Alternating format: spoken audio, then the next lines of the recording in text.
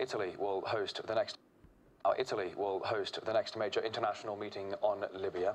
Leaders from NATO and the Arab League will gather this Thursday to plan the political transition following the departure or ousting of Libyan leader Muammar Gaddafi. And as stalemate grips Libya, a NATO spokesman says the use of ground troops may be the only way to move the situation forward. Aerial bombardment of Libya has reached a dead end, according to NATO. Libya's leader, Colonel Gaddafi, has dug in defensive positions. Meanwhile, civilian casualties from Allied bombing continue to mount. NATO spokesman revealed their solution: send in ground troops.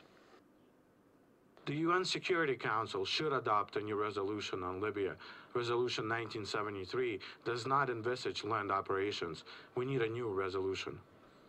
Western forces planned that all along, says a leading US law professor. Clearly what we're seeing unfold here in Libya is a pre-existing war plan by NATO, by the British, by the French, by the Americans to attack Libya. Everything now is going according to plan, which is why I believe that since they have failed to depose Qaddafi with the steps so far, the next stage will be moving into a ground invasion. NATO powers have duped the international community into supporting war, notes one author. Protecting civilians was the claim, but grabbing the country's resources is their real goal. Yeah, this is one of the most brazen transgressions of rights of nation, national sovereignty, and international law that we've seen in the post-World War II period. The West, France, and Britain have been covertly, according to the evidence that's leaking out, covertly arming the opposition to Qaddafi in hopes of grabbing control of the oil in the different parts of Libya. The Libyan government promises hell for NATO if it sends in ground troops. Some agree such a war may be tougher than expected. We will see increased military activity, not only in the air but also on the ground. And maybe this will solve the problem from the perspective of the NATO countries, but maybe it will simply get us all into a deeper imbroglio. Bombing from 30,000 feet, coalition soldiers feel fairly safe. But anti-war activists warn putting troops on the ground risks not just more civilian killing, but NATO deaths as well. The further away they get from high-tech and the nearer they get to low-tech, then the greater the danger of casualties on both sides. Turkey, China and Russia have all criticized the bombardment of Libya. Foreign Minister Sergei Lavrov thinks NATO's already gone far beyond the first UN resolution. Well, I can tell you that what's happening here is the equivalent of, well, it's not the equivalent, it is war crimes. They're using depleted uranium. There's people here that will, that are missions here that are going to provide the world with evidence for that. The reason I'm saying this is war crime is because when you use weapons like that, it leaves a legacy for future generations who, number one, actually the war is this campaign is unjustifiable. So that in itself makes this criminal. But number two, even the weapons they're using will have a legacy and will hurt future generations who have nothing to do with this. It's the equivalent of the Germans, the Americans leaving a nuclear bomb in Japan, for example, and exploding it in 2011 for a future generation. Maybe that wasn't the best example, but what is happening is totally unjustifiable. They're bombing civilian structures, hospitals, civilian homes, hotels. They've been using psychological tactics by flying their planes over Tripoli at night. Very noisy, very scary. They're destabilizing the country. They're turning people against each other. They've been lying. The foreign press here also hasn't been covering events as they really are. For example, the other day I was at the port and the ship arrived from Benghazi with families of people who wanted to leave Benghazi and came to Tripoli to be united with their family members. And this shows that the country is being partitioned. And people are going from Tripoli to Benghazi as well, like family members. This shows that a political division is in the works. NATO has been lying. They're saying that the events, like I believe I heard today, they're saying that this war will be over and the government will fall in a couple of days. But it totally contradicts what people see on the ground here. And I don't think the government's going to fall at all. In fact, it's unifying Libya. Gaddafi's support is actually higher than it was before the war. Violent protests broke out in Turkey on Sunday when scores of pro-Kurdish protesters denounced a recent election board ruling. As a result of the ruling, a pro-Kurdish politician has lost his newly won seat in parliament. Scores of pro-Kurdish protesters march in Istanbul Sunday to denounce an election board ruling that stripped a pro-Kurdish politician of his newly won seat in parliament. Riot police used tear gas to control the crowd. Violence erupts.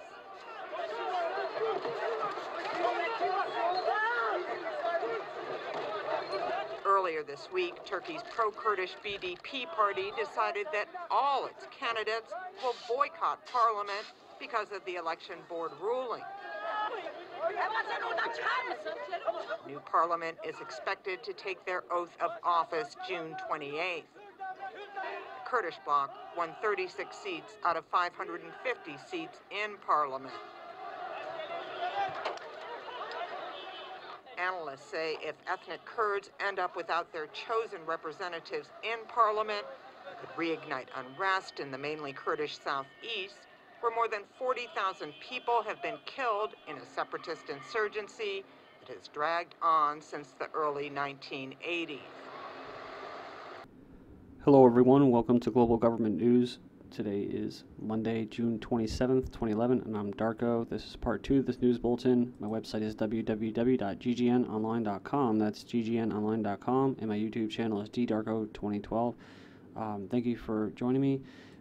This article that we have up is Libya. Muammar Gaddafi is subject to ICC arrest warrant. The International Criminal Court has issued an arrest warrant for Libyan leader Colonel Muammar Gaddafi, accusing him of crimes against humanity. But like we saw, dropping bombs with depleted uranium and going at them when there is no real threat from this country or this person solely for their resources. It's truly financial and political. That's a war crime in itself. So, you know, it's just complete BS propaganda, more of it. Gaddafi's wife travel banned, assets frozen. Then Libya says NATO strike kills 15 civilians, alliance denies. NATO airstrikes hit a bakery and a restaurant in the Libyan city of El Brega Saturday, killing 15 civilians, a Libyan government official told CNN, through the alliance countered that claim. And then we have up next, Amnesty questions claim that Gaddafi ordered rape as a weapon of war. Human rights organizations have cast doubt on the claims of mass rape and other abuses perpetrated by the forces loyal to Colonel Gaddafi, which have been widely used to justify NATO's war in Libya. And just like in Egypt, I came across an article that said that the Egyptian forces were doing virginity tests on women over there that were claiming rape. And it's like, I'm not going to go too into it, but I think they said they're going to stop it, but at the same time, those are pretty big accusations, rape, and you know, it's like, how do you have evidence of it besides the emotional trauma, you know?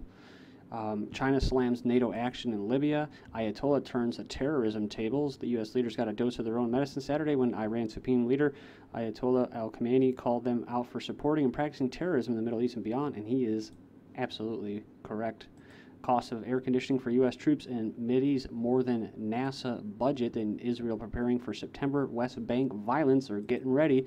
First African aid convoy heads to Gaza to help the people over there. Gaza-bound aid convoy to depart Greece, so good things happening, right? Israel, U.S. declare war on flotilla that will be heading to the Gaza Strip.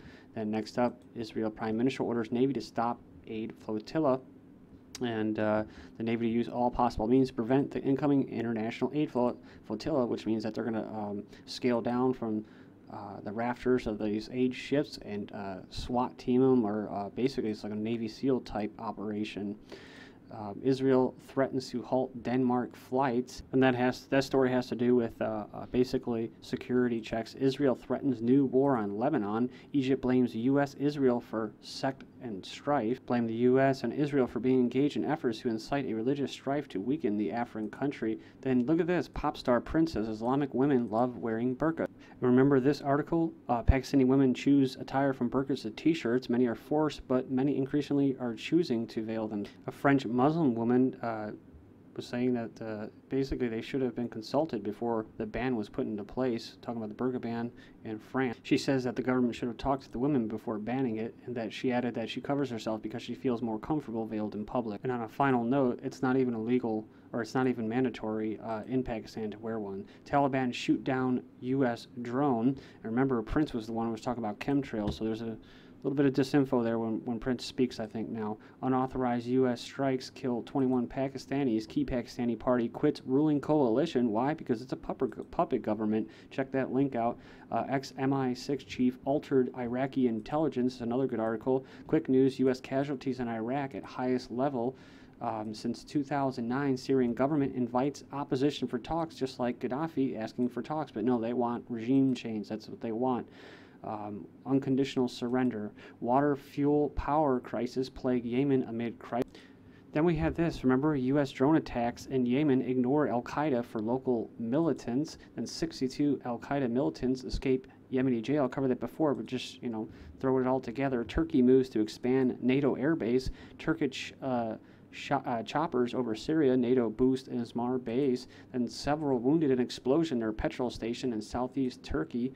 Then next up, South Korea to stage drills near North Korea and joint U.S.-Australian defense exercise. Something very interesting here I found. Europe joins up space and defense. Then look at this. NATO NASA, set to launch DoD rocket from Virginia spaceport. So you see, England and U.S. both unilaterally at the same, or bilaterally at the same time, merging their space and defense programs for a reason. I'm sure of it. TSA stands by officers after pat down of elderly woman in Florida, making her take off her diaper. Denmark police propose ban on anonymous internet use. Then a sinister cyber surveillance scheme exposed. Hacked emails from security contractor reveal a disturbing public-private partnership to spy on web users. And we have felony penalties proposed for illegal streaming, says Senate bill. Florida DNA database to help fight crime. Here we go again. $1.2 million to allow police officers throughout the state to collect DNA samples from those arrested for felonies. In the past, DNA samples were collected after a felon was. And I just learned that people that get married, I'm not sure if this is everywhere, have to give up their blood. They have to both give up their blood in order to get married. And all I think is a big database that goes into for the social engineers, the eugenicists. The ones who are obsessed with bloodlines. The UK copyright lobby holds closed-door meetings with government to discuss national web censorship program. And Telstra in Australia to start censoring the web next month. Supreme Court to review warrantless GPS tracking. Hackers for hire revealed cybercrimes paid to raid private emails. Then a WPP ad unit has your profile. And you can read more of that and with the links provided. I'm starting to wonder if these hackers are hacking personal information, from companies. You hear about it every single day. And that's actually, these hackers are being paid by companies such as those to get personal information so they can provide advertising and target all that. So, court strikes down violent video game limits, and the American police state is a new normal. Can you believe that, guys? In Yahoo, the American police state is the new normal. They're telling the slaves to get used to it. Women arrested for filming the New York police. See, you're a slave. And it's a police state. You don't do that. 2 police dogs baked to death in the back of a handler's car. See, they care about you. They're dogs. Confirmed Fullerton cop arrested for stealing iPod at TSA checkpoint. Disabled boy barred from EasyJet because his wheelchair was too heavy. Assaults on police are escalating. It's almost as bad as the person that was a quadriplegic that was escorted or told to leave the plane. Then we have private prisons love mass incarceration and want politicians to love it too. Soars and liberal groups are seeking top election posts in battleground states. Then jury convicts ex-governor Blagojevich on trial. And that's, of course, what? That's the day after he threatened Bank of America that they would no longer do business with them unless he helped this one company. And they were doing a sit-in, Republic company, and next day he was arrested, indicted. Ailing Chavez critical? Not. Chavez recovering well after surgery. Thank you.